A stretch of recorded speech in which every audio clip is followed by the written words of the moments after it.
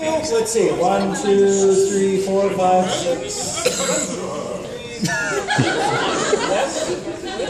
Alright, some of you might have to share microphones. If not, I don't need one. You can have mine. Everybody make sure that you have a microphone. Well, one near you. There's one over here. How close do we have to be for them? Is I this think one that's working? good. Yes. You are. That's good. This one's not on. Yes. Nobody using that microphone there. People always ask me, why don't you do this professionally? Alrighty. And I believe we are just about ready to begin. Alright. Thank you very much. Welcome to the Girl Genius Radio Theater. We will be performing 2 minor plays. And let us begin. 6 of 1, part the 1. It is a world ruled by mad science, albeit poorly. It has been said that true science began when the first accurate clock was built, which allowed scientists to accurately reproduce timed experiments and properly record assorted phenomena. If this is the case, then mad science properly began when an otherwise innocent-looking clock started ticking backwards attached to something that went boom. We now join our heroes, Agatha Heterodyne, Girl Genius, Science! and her companions, Zetha, Lost Warrior Princess of the Lost City of Scaphander, Hey. Cross, the first Emperor of all cats, Meow. and nobody's fool, I belong to the world. Othar Tryggvason, Gentleman adventurer. In our last episode, Agatha and her friends had fought and won a desperate battle in the sewers of Antwerp. Which was disgusting. Against the hygienically challenged Professor Tatterdemalion. You know why he operated out of a sewer? It was the only place where his breath smelled good by comparison. And his legion of sludge golems. No, seriously, I'm going to boil my fur right now. Foiling his bad scheme to produce and sell a line of chocolate sewer rats. I still say that the forces of the marketplace would have defeated the late professor without us having to endure the noisome monstrosities of the past week. We've been over this. They were plague rats. I'm still not convinced that being a chocoholic is a legitimate disease. Reason 217 why you don't have to eat much. I really wish you would stop writing those down. Why? If we enumerate them, perhaps you will learn from your mistakes, correct these minor character flaws, find true love, and go away. But the first item on your list is stop being Othar. Come on, how difficult could that be? Millions of people manage to do it every day. That is a valid point. What's the matter, Agatha? You look depressed. Can you blame me? Here I am with sewer sludge golems still wedged under my fingernails. Our last adventure was in the Roquefort cheese caverns exterminating the Ghostmaker mice, and the one before that had us trapped in that mackerel canning factory fighting mechanical kraken. Yeah, I see your point. Maybe our next adventure will take place in a perfume shop.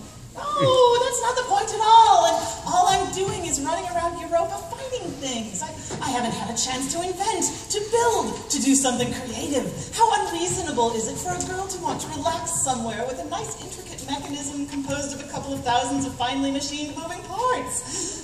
And now that you bring it up, I wouldn't mind if it was in the fresh air. You don't ask for much. Girls who don't ask for much tend not to get very much. I believe I can solve your problem most handily, Lady Heterodyne. Ah! Confound the limitations of this audio medium. How long have you been there? Long enough to hear your quite reasonable complaint. You may call me Miss Euglena. I represent the charming town of Onderdonk. Underdog. Why have I heard that? Ah, no doubt, for our renowned Museum of Grease and Historical Lubricants. No.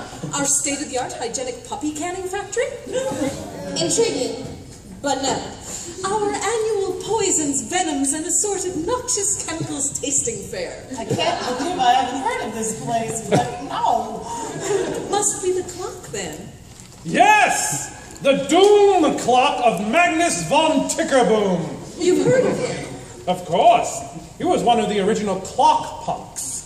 Clock what? Oh, clock punks. Usually they were just overly fastidious people who vehemently told you the time. Indeed.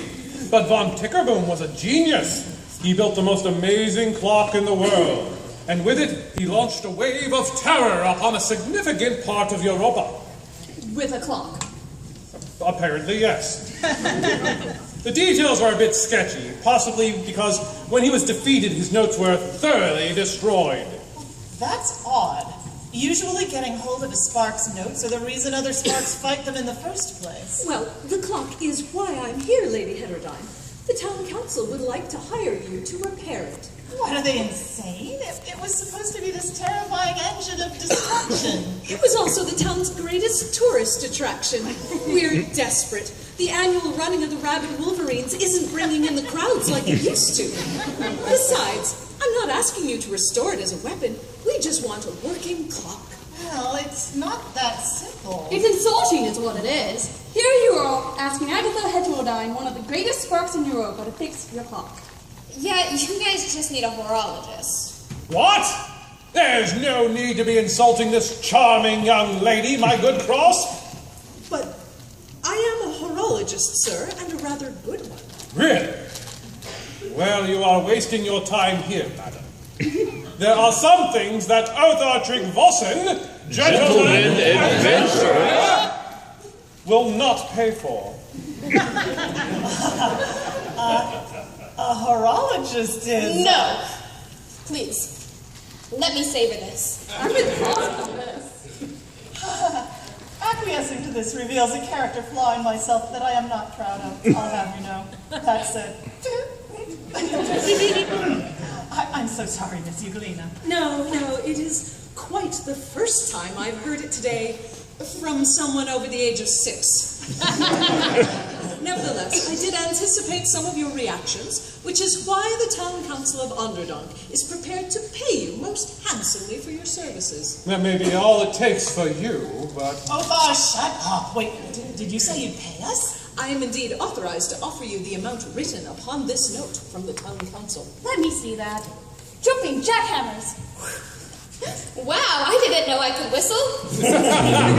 This is most peculiar. Usually, people pay us to go away. I think that's just you. Well... What is the problem, Lady Heterodyne? I heard you say that you wanted a chance to work with a complicated mechanism in a healthy environment. This is all that and more.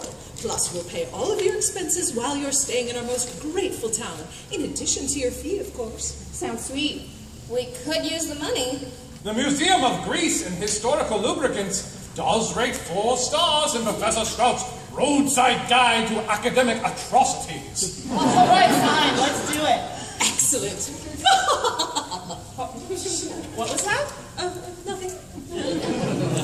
What is the mystery of the Underdunk clock? Exactly how fast do those rabid wolverines run? And just how much money does it take for an idealistic and chaste young girl to begin a career as a horologist? All of these questions and more will hopefully be answered in the next timely episode of Agatha Heterodyne, Girl Genius! All right, commercial interruption here.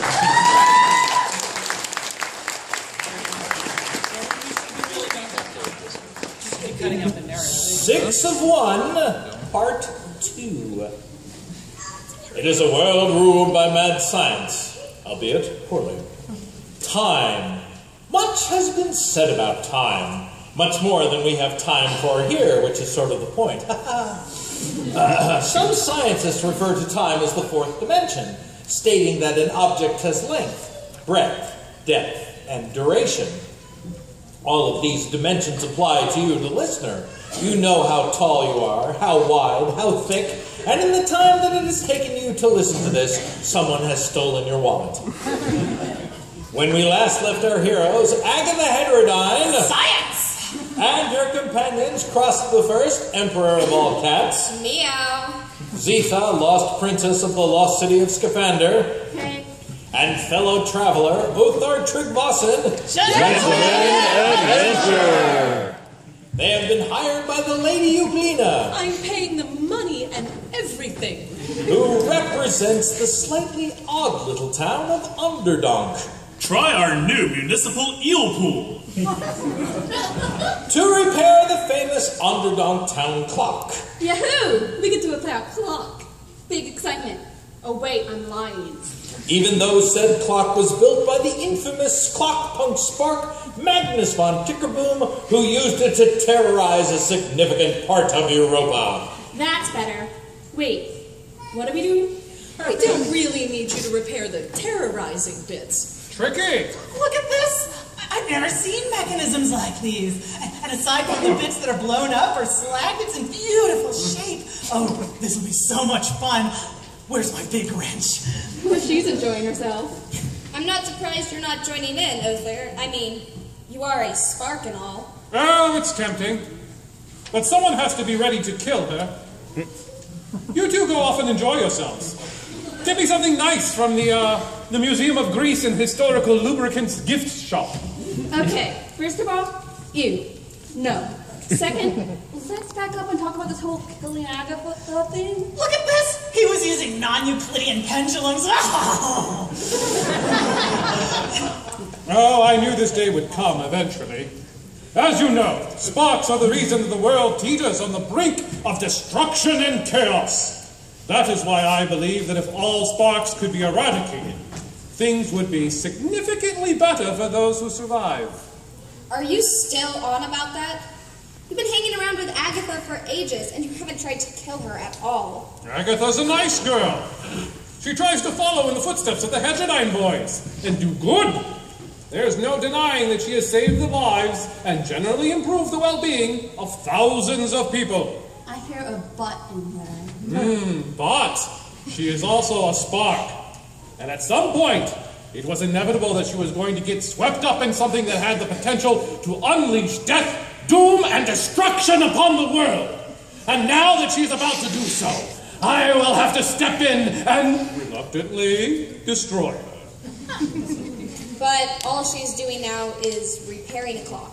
Look at the way these springs are linked! There's enough power here to run all of Paris! An intricate, spark-designed clock of doom, filled with cunning new technology, unspeakable mechanisms, devices so twisted it would take a spark of the highest caliber to unlock their destructive secrets. But all they asked her to do was fix the clock part, get the chimes to ring, and maybe make it so the clockwork light comes out on the hour and chases the mechanical pig. I think she's already done that. Oink, oink, oink. Oh, yes, there it goes. What? But she's still working. Yes, that is what I was afraid of. Agatha is a spark. Present her with an intriguing challenge such as this clock, and of course she'll repair all of it. Even the insanely dangerous bits. She cannot help herself. There's a switch in here marked daylight savings time. You are not going to believe what it does! You knew this would happen? Why didn't you say anything? Well, as a spark myself, I must admit I'm rather curious to see what it'll do. Thanks, Lucky. What's going on in here? Who are you people? Great galloping gearboxes! Are you the fools trying to repair the clock? Stop this at once! Who are you? I am the Right Honorable Pipus Bangs, Mayor of Odencock. Well, that's Agatha Heterodyne, whom your town council hired to repair this clock. Have you been snorting something from the Museum of Greece and Historical Lubricants gift shop, young lady? The town council did no such thing. They wouldn't dare. We remember what things were like before the Heterodyne boys saved us from the nighttime. Who saved you from what now? Aha! The final piece of the puzzle. I understand it now. This was no accident. Someone knew that this would happen. Agatha has been used. That's right. Then get ready, you peanut. How long have you been there? Long enough to see that my plan was a success. Yes, I knew that Agatha Heterodyne would be unable to restrain herself, and that she would undo all of the damage that her meddling heterodyne forebears had wreaked upon my father's glorious creation. What delicious irony that their gormless descendant be the one to repair it. Your father? You mean your? Yes, I am Euglena von Tickerboom. I swore to repair my father's clock. That's why I became a horologist. Ah, to raise the money. How tragically so short-sighted. But that sort of thing doesn't really pay very well. But alas, I am not a spark. I couldn't rebuild this device. I needed someone almost as clever as my dear father. And while I doubt your Agatha could aspire to his Olympian levels of brilliance... Oh, hello, Lady Euglena. I'm done, and I was able to make a lot of improvements. You won't believe it, but whoever built this thing obviously didn't know that he could use the same 12 numbers twice a day. I tire of this. Prepare to meet your doom. Tick. Tock. Tick. Tock. Boom. Tick. No! She's activated the nighttime! All is lost! Am I missing something? Look, if this is about the night figure, there was already something really weird about it. Oh! Hey, there it is. Oh, it's not chasing the pig. Boring. Wait a minute, there's another one. What? No, I only found the one. And let me tell you... Look around, you pathetic fools! There's a bunch of them! 5, 6, and we're surrounded. But where did they come from? I know I only found one of them. There is only one of them. Neat trick. Mr. Mayor, how exactly did Herr Tickerboom go about terrorizing people? Extremely well! This cursed clock allowed him to control time! That's right. A person who knows how can warp and shape the very fabric of existence. With a snap of my fingers, I can age you 100 years. Whoa, this isn't good.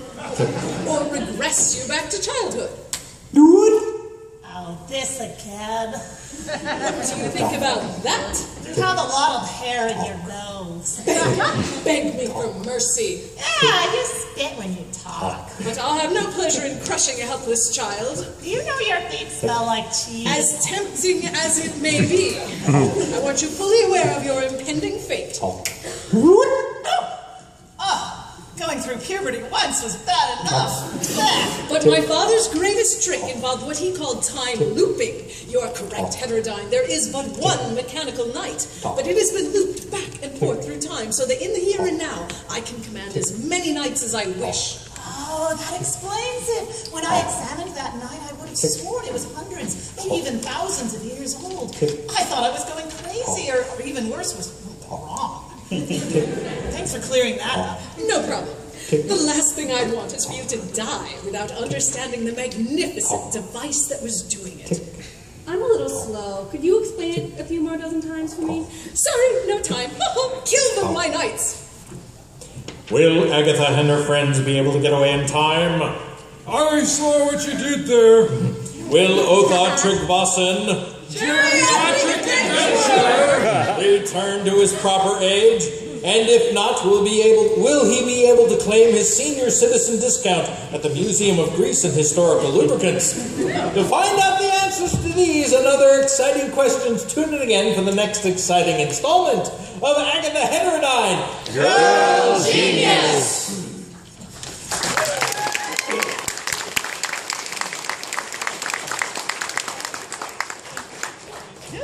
6 of 1, part the 3. It is a world ruled by mad science, albeit poorly. In fact, it is fair to say that mad science is nigh on ubiquitous in Europa, insinuating itself everywhere like a playful tentacle at an anime convention. In point of fact, it has been determined that there is but one person in all Europa whose life has been completely untouched by mad science, and that is one Fraulein Tilly Moomintroll, who lives by herself upon a small lichen farm in the desolate North Country. By all accounts, she is content, happy, and quite sane.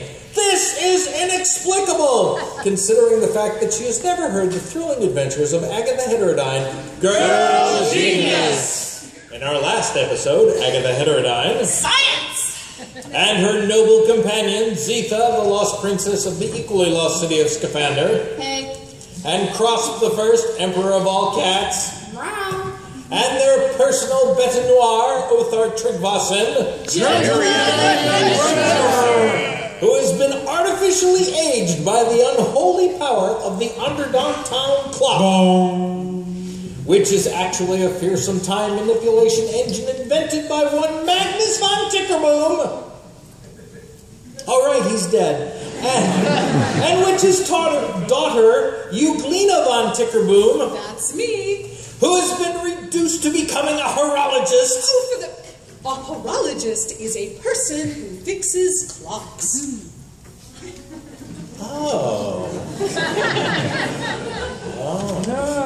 But not a very good one, apparently, as she had to trick our heroes into repairing said clock for her through the devious and unexpected tactic of offering them payment.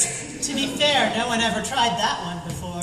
While pretending to be acting for the Underdog Town Council. As mayor, I can assure you we'd never hire someone to repair the clock of death. Do you think we're insane? Isn't this the town with the bumblebee petting zoo? They're cute and very fuzzy. And as a result, they are now in a serious predicament. My mechanical knight can loop itself through time. Perhaps you can defeat one of them, but it can just travel back through time so that there are now two of them here at the same time. And maybe you can defeat two of them, but can you defeat 50? Okay. Big trouble. This way! What? But that's back into the clock. Yes, somewhere in here is our best chance at restoring Othar to his correct age. I'd appreciate that. And in here, they'll have to be more careful. If they get too destructive, there's too much of a chance that they'll damage the clock themselves. By Jove, that is clever. Girl genius. So, how do we wreck it? I don't know. You repaired it. Yes, but I just repaired broken machinery. I didn't have time to figure out what it would do. It was an unspeakable engine of evil. It terrorized half of Europa. That's what they said about the Electro-Transmutalux dynamo ray.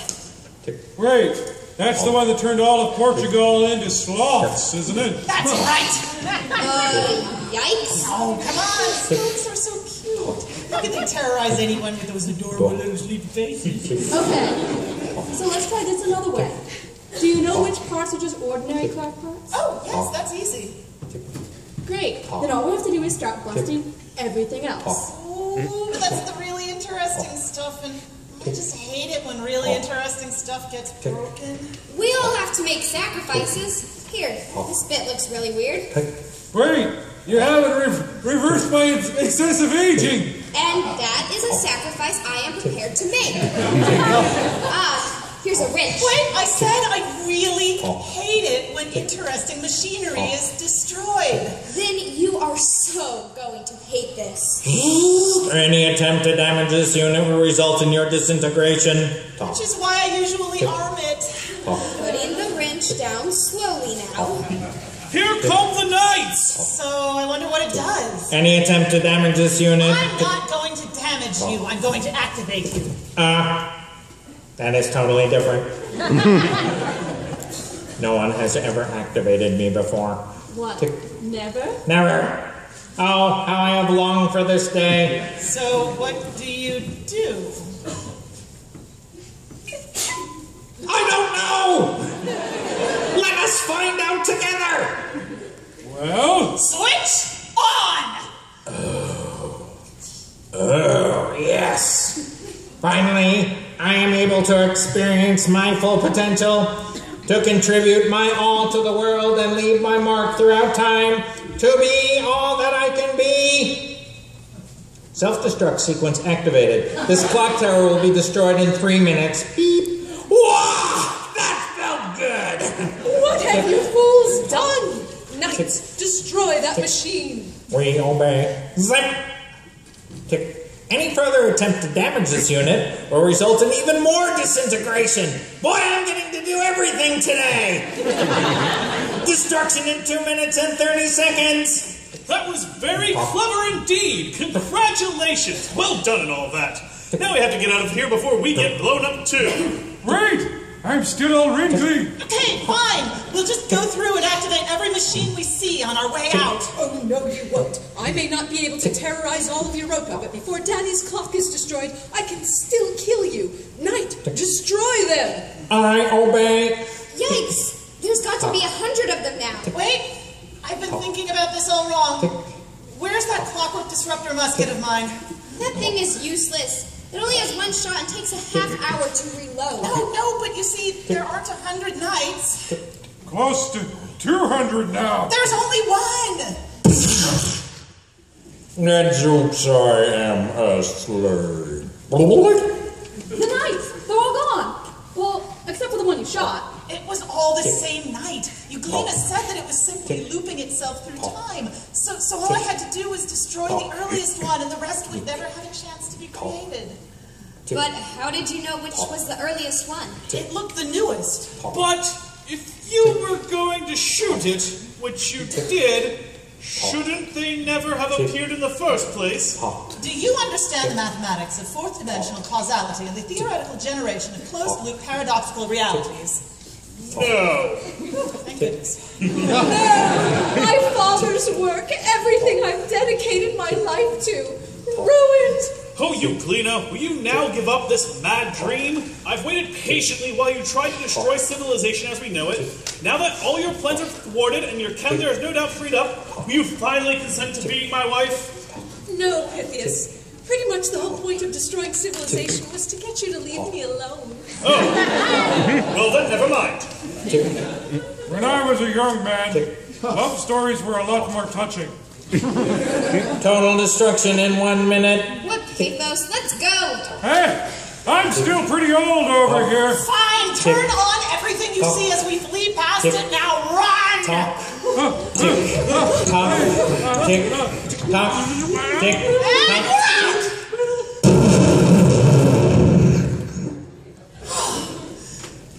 Is everyone all right? Relax. I'm okay.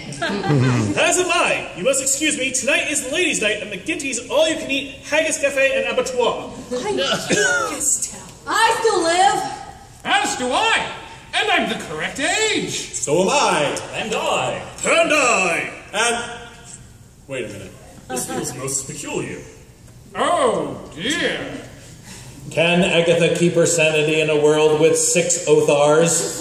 Can anyone? Oh, I can. Join us next time for 6 of 1, half a dozen of the Othar. Another thrilling episode of Agatha Heterodyne. Girl Genius! You'll get there.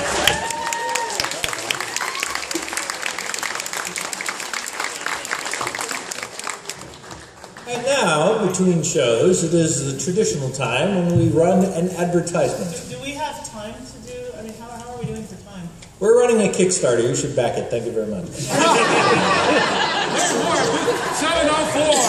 Okay. Yeah, we're in the dealer's room. You can come and say hi to us later. If 704. We have free bookmarks for everybody. Yeah, whatever. All right, go. Half a dozen of the Othar, Part 1. It is a world ruled by mad science, poorly. Now, when a mad scientist, or spark, begins to dabble with the stuff of the universe, he or she usually has something in mind. Being scientists, one can rest assured that they approach everything utilizing the scientific method. Hypothesis. I would be a happier person if all of my enemies were turned into fish. It is thanks to this rigorous application of the scientific method that experiments do not always end with death, destruction, and explosions. However, you do always have to beware the law of unintended consequences. No fair! I didn't know sharks were technically fish. Which is why our heroes, Agatha Heterodyne, Science! Zita, lost princess of the equally lost city of Scaphander, Okay. and Crosp the first emperor of all cats. Did someone say fish?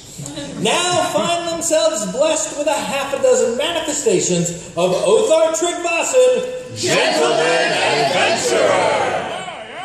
All due to their tampering with a clock that folded time itself. Well, actually, there's a bit more to it than that. But not much. Excuse me, I seem to have a shark problem here.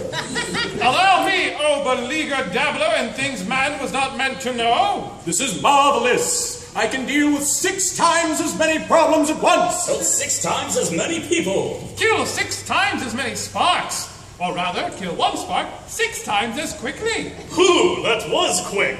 Wait, I thought you were going to help him. Well, I thought about it, but then I realized that he was a spark. And as you know, all sparks must die. And there were all these vengeful sharks. See, I can rationalize philosophical conundrums 6 times quicker. And take every 6th day off. Hurrah! 6 times more annoying. 6 times more dangerous.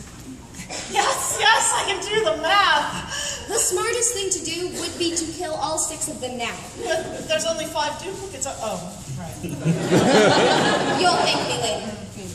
A bit of overdue business, brothers. What should we do about the Lady Heterodyne? Or rather, you would have. Wait a minute. Why are you talking about this now? You've been hanging around for years. True enough. Oh. By all means, brother. No, you go ahead. True enough. But up until now, every crazed spark you have encountered, Discovered. Tried to date. has been destroyed. When you're talking about the dating scene that's been shot down, doesn't necessarily mean what you think it does. There was that air pirate guy last week. Oh yeah, never mind. My dating life aside, I thought you'd appreciate that. Indeed I do. But you have now tipped the scales the other way. You have now created the largest batch of powerfully dangerous sparks the world has ever known. The carnage will be terrible. When did I... You mean the 6 of you? Indeed. And now you must pay the price for your folly. I'm paying the price for getting out of bed this morning. See, nothing good ever comes from that. Brothers, it is an undeniable fact that Agatha is a spark. True. But she's a good person. True. She saved your life a dozen times. True. And if any one of you tries anything funny, you'll find yourselves blasted into subatomic particles, all of which will be capable of feeling pain. Oh dear, and you were doing so well. I'm serious. Yes, that's part of the problem, actually. Shall we put it to a vote, brothers? For form's sake. I can destroy you. Now, no attempts to sway the vote. All in favor of dispatching the Lady Heterodyne, say aye. Freeze! Is that an attestation? No, it is a command. I am Thunder Lara Zotan, queen of the most glorious subterranean Dirtoverse. Kneel before me. No. That's going to work one day. The most glorious what now? The most glorious subterranean Dirtoverse, you ignorant sun-sucking savages. The largest underground empire on this entire tectonic plate. I've never heard of you. Well, we have been a bit too busy to conquer you insignificant scum. There's a war on, you know. Which ongoing war in particular are we talking about? That is such a depressing question. Our war against the other tectonic plate civilizations. Of course, you do know that Earth's tectonic plates move. Yes. It is we who drive our noble plates into slow, grinding battle with the other inferior subterranean so-called civilizations. But how do you make an entire continent move? A little patience, a little love, and a lot of beatings. What do you think earthquakes are? Wait, I know this one. Earthquakes are caused by the sudden release of lost plates that have... Wrong! You have it backwards, like the rest of your insignificant civilization. Bah! That was rude and uncalled for. Bah! Unlike your weak surface civilization with your decadent rules and vigor-sapping politeness, in the most glorious subterranean Dirtoverse, rude people can say and do whatever they want. You people open a lot of restaurants up here, don't you? And expose ourselves to the deadly fungi-killing sun. You people are stupider than you look. In my case, at least, that is not true. Hear, hear. Well said. So true. Indeed. Wait, what? So, what do you want with us? I have need of adventurers. And such is the depth of my desperation that even you and your seasonally affected surface companions will suit my needs. Oh, I think I have what you need right here. A simple fist? What kind of problem do you think I have that it can be solved by something so elementary? I am so going to enjoy this. Wait! Don't worry, I'll leave enough for everybody. Yay! No. Experience has shown me that we should at least hear what it is she wants. Is there some point to this incessant back and forth blathering you fools insist on when you should be listening to me? But after that, save me a place in line. Recently, my people have suffered depredations from mechanical monstrosities. Shock troops from another plate civilization? Sadly, no. These are our own mechanical servants that have risen against us. We built them as workers and servants to allow us to devote all of our energies to steering our mighty plate into the heart of the enemy. Personally, I've never heard of a slave uprising that wasn't justified. But they aren't slaves, they are machines. We didn't endow them with excessive amounts of intelligence, free will, or independent thought. They should no more be capable of revolt than the tools on your belt. If true, then it is an intriguing problem. Surely your own warriors can deal with this. Unfortunately, we are in the middle of a major offensive against the Indian plate. None of my warriors can be spared. Besides what? We are proud warrior culture. We tend to solve our problems by driving a tectonic plate over them. Subtle and intellectual problems are not really in our toolbox. Yeah, we've noticed that proud warrior cultures don't tend to breed for smart. Hey, I'm from a proud warrior culture. We should prepare sword moves. This certainly has philosophical and moral overtones that complicate things. Yes, that sort of thing makes our heads hurt. Very well. We shall look into this on a provisional basis. That means that if your problem is caused by a simple malfunctioning of your devices, we will rectify the problem. Either by destroying them, or by reprogramming. But if we find an oppressed sub-race of humanoid, even one that you've inadvertently created, we will simply restructure your civilization and code of ethics until a just and equitable society results. Will that cost extra? Will Othar be able to produce a rate card? We guarantee complete satisfaction. Or death.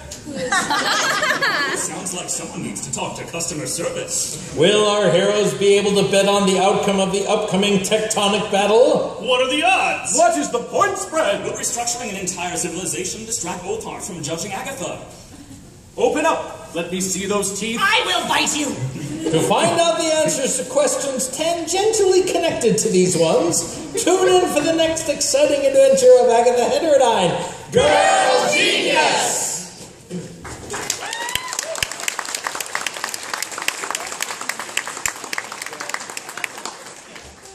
A half a dozen of the Othar, Part 2. It is a world ruled by mad science. Poorly. Contrary to popular belief, so-called mad science is actually prevalent throughout the natural world.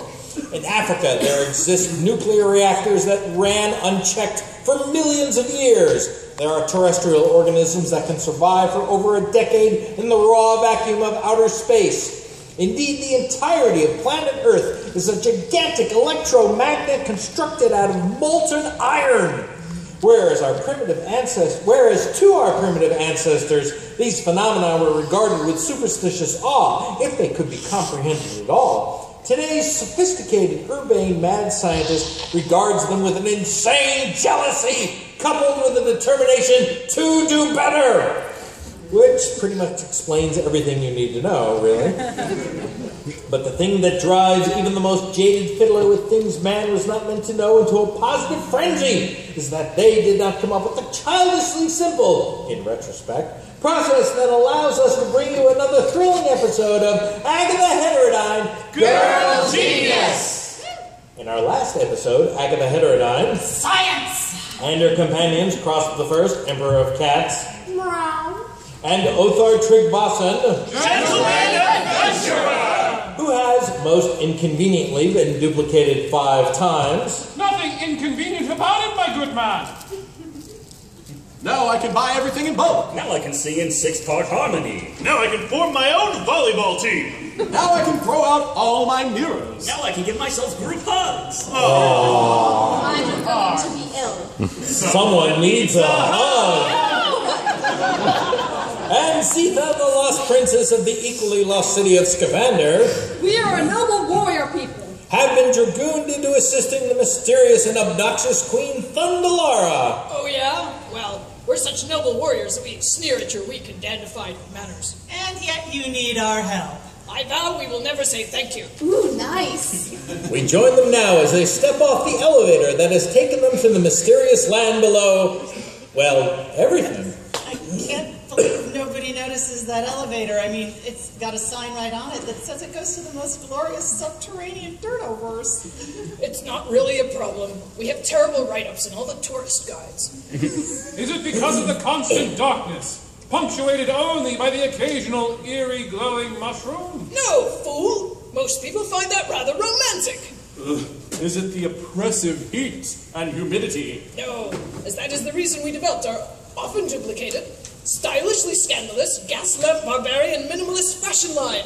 We can only get away with it here because it's radio. It's a bikini with gear sewn on it. Slender!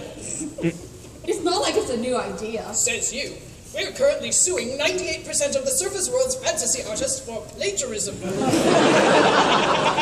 What about the other 2%? They've still got some good ideas we're swiping. Is it your lack of civilized manners? You're rather culturally insensitive, aren't you? What? Oh, I'm sorry. I didn't... Psych! Stupid son lover.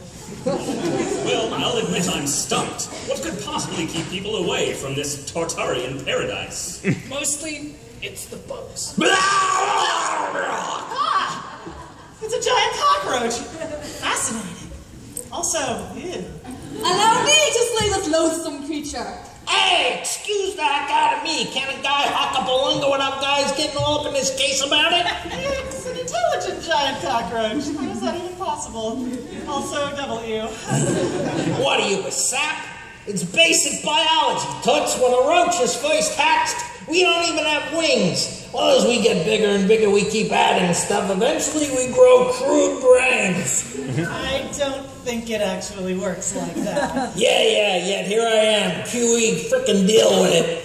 Are these schmucks the best you could find, Your Majesty? I'm afraid so. You know this bug. He is my Grand Vizier. Ta-da! He's incredibly wise, but he hides it well. Okay, we could certainly do with some wisdom around here. Hey, that stuff on your shoe. You eating that? As long as I keep my eyes closed. So, tell us about your problem. A revolt amongst your clanks, you say? Indeed. We order them to do basic chores, and they refuse. And they give us a load of garbage about it. So why do you need my help exactly? Reprogram them, or, well, if they're as basic as you claim, just melt them down and start again. Yeah, that got real awkward fast. What? Okay, the most glorious subterranean dye device is really big on three things. How well they can fight, how rude they can be, and how well they can fight.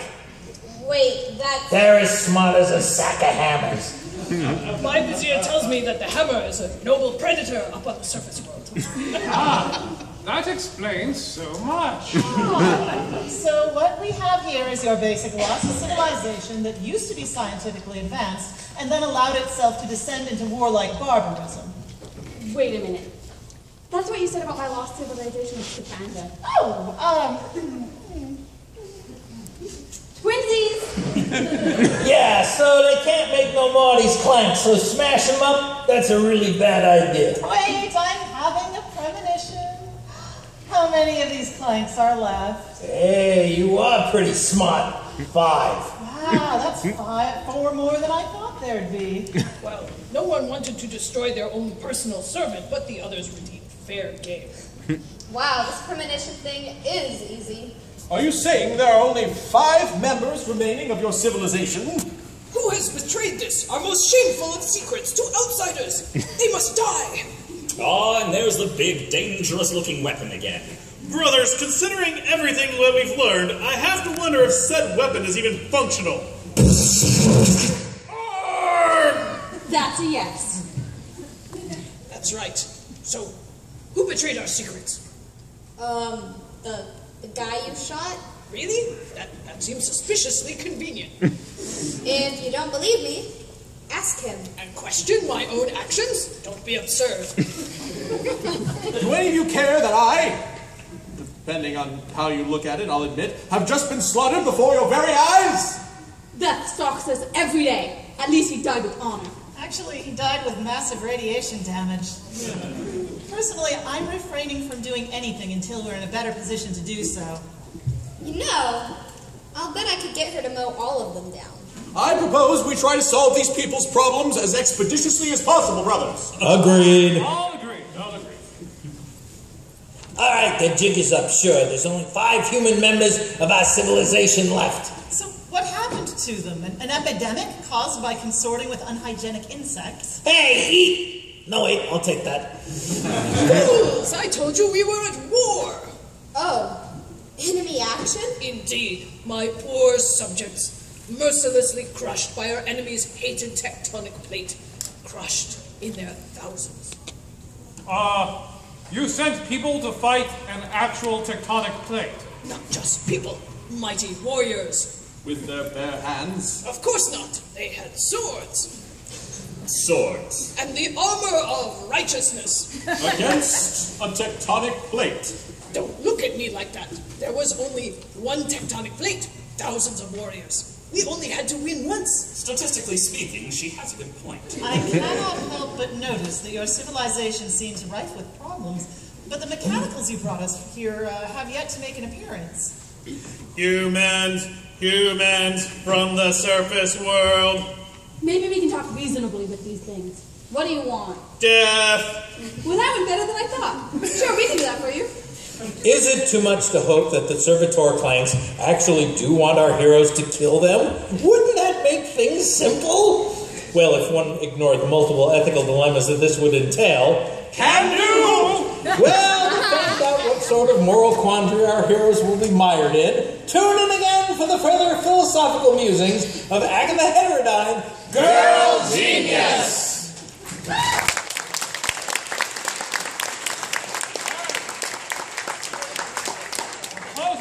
Last bit here. Are we ready? Yeah! You having fun? Yeah!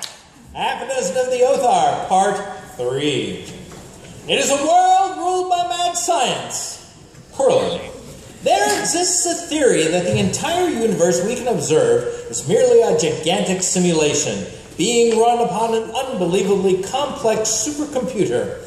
Thus, it is possible that you and everyone you know, along with all of their hopes and dreams, glories and foibles, are merely lines of code being processed for someone's amusement.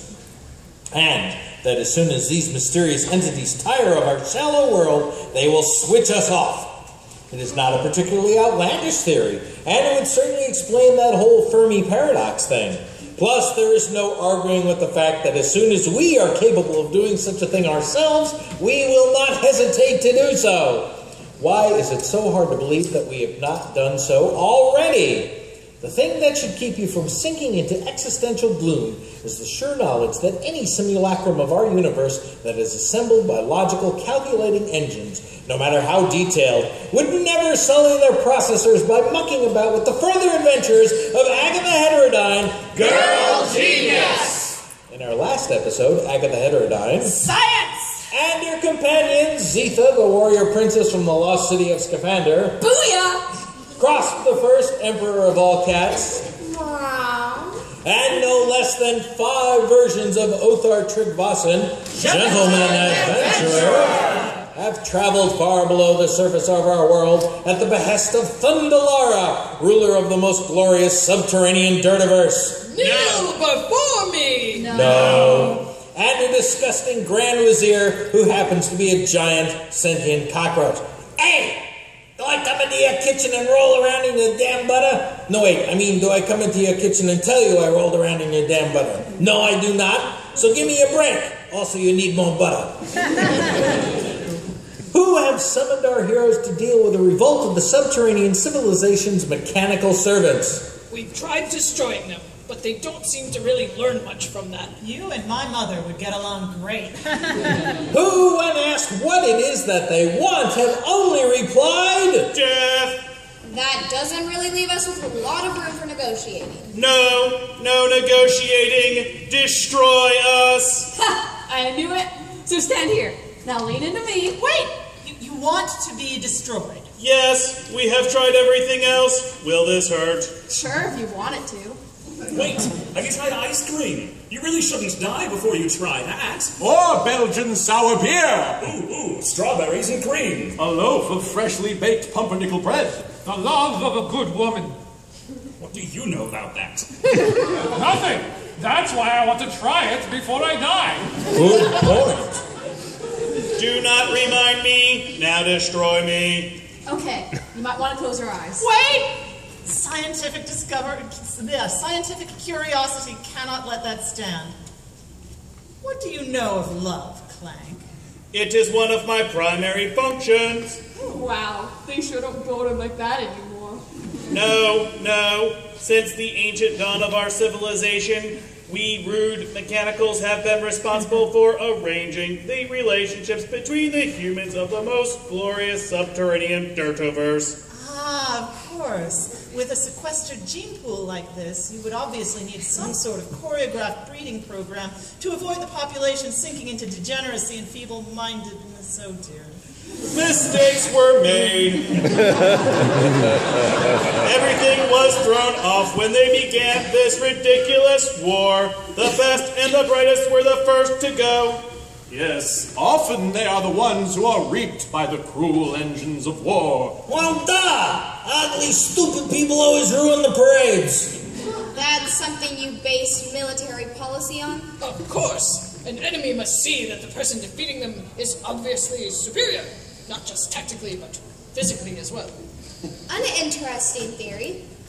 How do the enemies you've defeated feel about it? This is one of your miserable surface world trick questions, isn't it? Okay, I got it. Yes, even when they were at their best, we mechanicals had a hard row to hoe. Now, of course, all is lost. There are not but 5 humans left. Tricky. And they are all women. Could be worse. And their queen has chosen a filthy, unhygienic insect as her consort. Forgive them, darling. No one understands our rarefied, nay, celestial love. You tell him, Toots, I'm gonna chew on a dead skin on your toes. My soulmate. You know, no civilization lasts forever. Yes, I suppose entropy alone dictated our eventual extinction. I'm sure you did your best. It looked good on paper.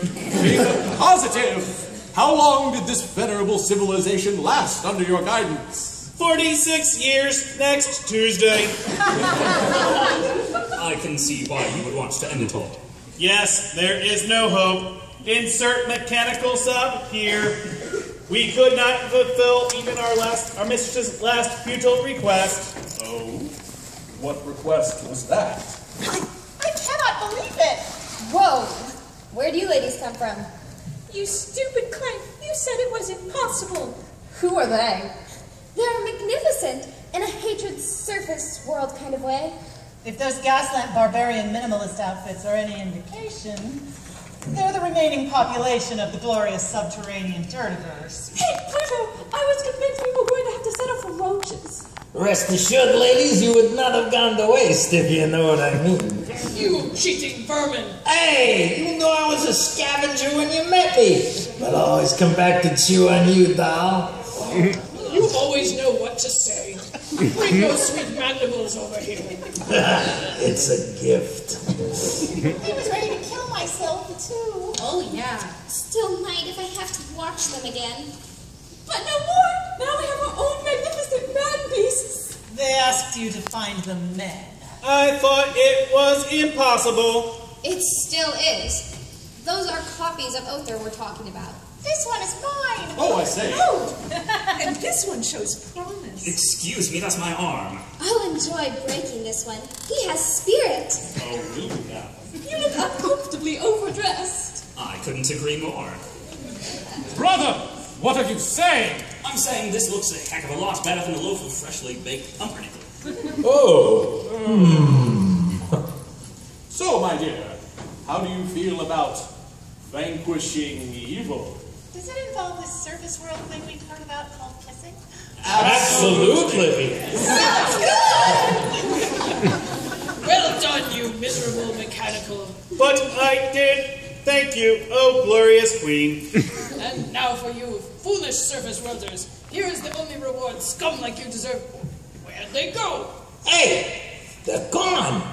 Do we still need this damn sack of diamonds? I guess not. We'll never get rid of those things. Toss them with the others. Hurry! I don't think they've noticed we're gone. Get in the elevator! Going up! When we get to the top, I'll disable the elevator. Well, that worked out surprisingly well. I feel a little guilty about leaving them there. Are you kidding? This was perfect. Still, I'll miss them. I knew I should have counted. What are you doing here? I mean, count. Enough for each of my duplicates, to be sure. But Othar Vossen does not willingly play the fifth wheel, even if it means that I am forever doomed to be alone. Oh, Othar. I'm so sorry. Look, if you want ice cream, just say so. Yes, please. Will the ice cream shop have Othar's favorite flavor? 1 sour beer, strawberry, and pumpernickel cone, please. Will it fill the empty void inside his noble heart? 2 scoops. Can the subterranean Othars repair the great elevator? Will they even try? No! The answers to these and other questions will no doubt be answered in a future episode of Agatha Heterodyne. Girl Genius!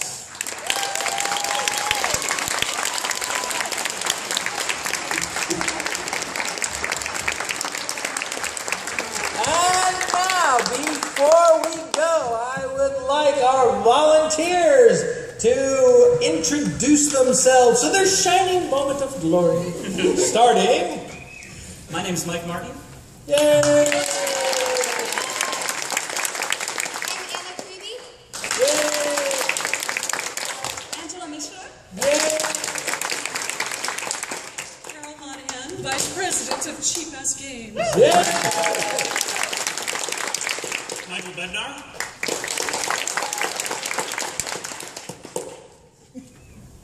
Professor Polycapellus.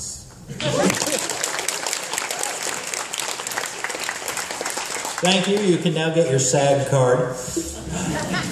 And from Studio Folio, we are at the end there. Shine right!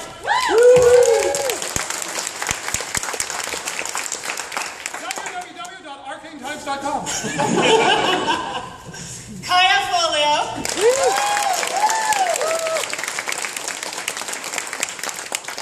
And I am Phil Folio.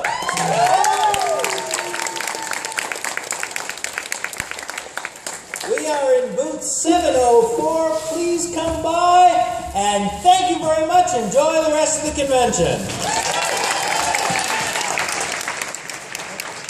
Oh, and we have free bookmarks for our Kickstarter if you want to come up and get one. Woohoo! Free stuff. How can you miss? Welcome!